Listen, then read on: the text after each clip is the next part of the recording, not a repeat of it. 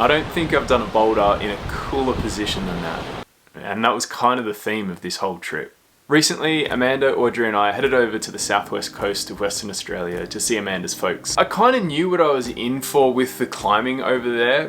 There's the ocean, there's climbing right next to it, but the reality knocked my socks off. Strangest experience of my life, walking along the beach with a bouldering pad. It's the best. My main goal for the trip was to try and flash Finding Max, the classic V13 of the area. It looked totally awesome, quite hard, steep, thuggy, some kind of small edge holds and some big wide moves, heels, like everything that I love in bouldering in one block, next to the ocean as well. But then you get there and see that there's so many other awesome things to do as well. It was a ton of fun just checking out all this new stuff. My experience of climbing for almost my entire life happens in the bush, hours away from the ocean, and to be here was just like this brain bender. Like the locals saw me and they're just like, well, yeah, it's the water, like whatever it is. But for me, it's just like so cool. The rock was really cool as well. It was granite, but this really kind of like featured weather-worn granite with these incredible edges, scoops, bobbles and fins.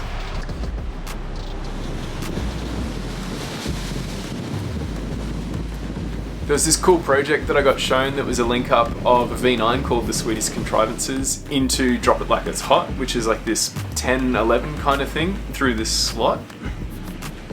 And it was quite an awesome little like power endurance thing, maybe like 15 or so moves, and you're quite on. It's a bit of a narrow slot, which is not always the most fun thing to climb in, but it was super worth it.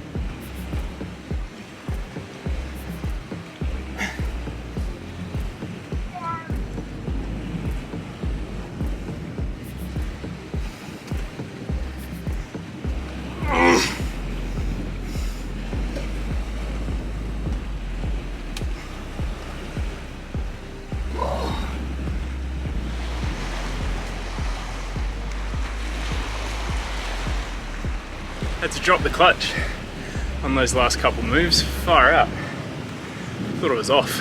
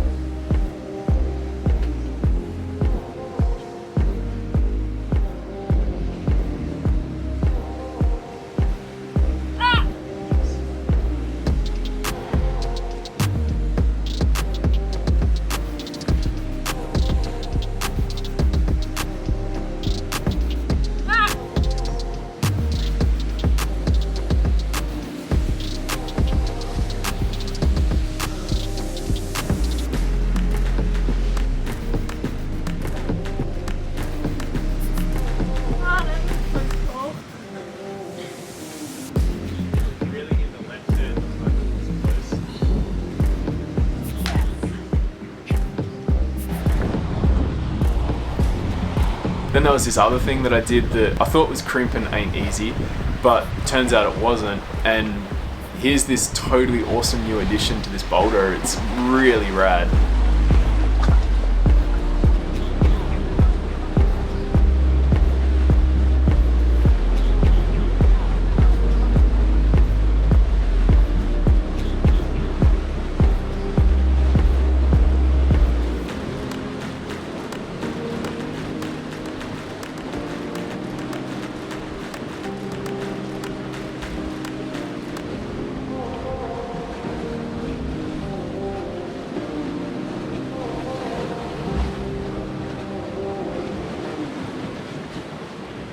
The main boulder I was keen for on this trip was finding max. I was lucky enough on the first day I was there, the conditions were pretty good, and there was a local guy, Michael, who had done finding max just a few months earlier, and I was able to get a full beta rundown from him. I have this funny tension in me when I'm going for an on-site or a flash on something that would really mean a lot. There's kind of this nervousness of like, oh, I don't want to go for it now, like I'm waiting for it to be a like, oh, green light, you're ready to go and you're gonna do it. But you don't get that, and you kind of just need to take a punt. And so I warmed myself up a bit and kind of got ready and was like, well, it all feels kind of okay from the ground, like, let's see what happens. What? Nice, Tom.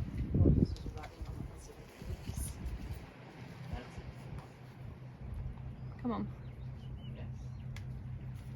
Yes, come on. Yes. Nice. Come on. Yes. Come on. Keep breathing. That's it. Come on.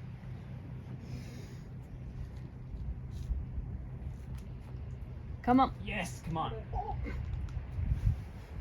Yeah, come on. Come on, come on. Come on. That's it, come on. Yes. Yes. Woo. Is that a flag? You! Fuck yeah. That's so cool. Sick. Nice one. Brad.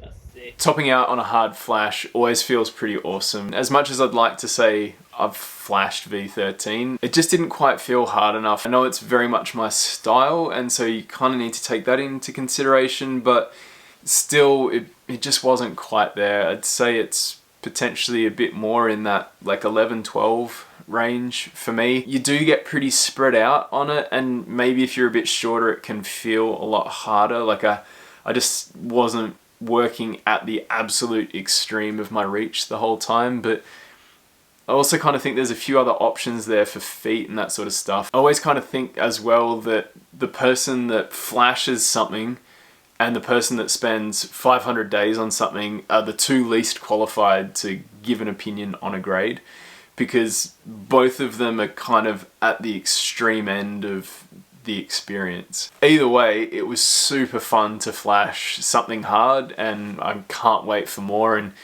maybe one day flash V13. That'd be pretty rad.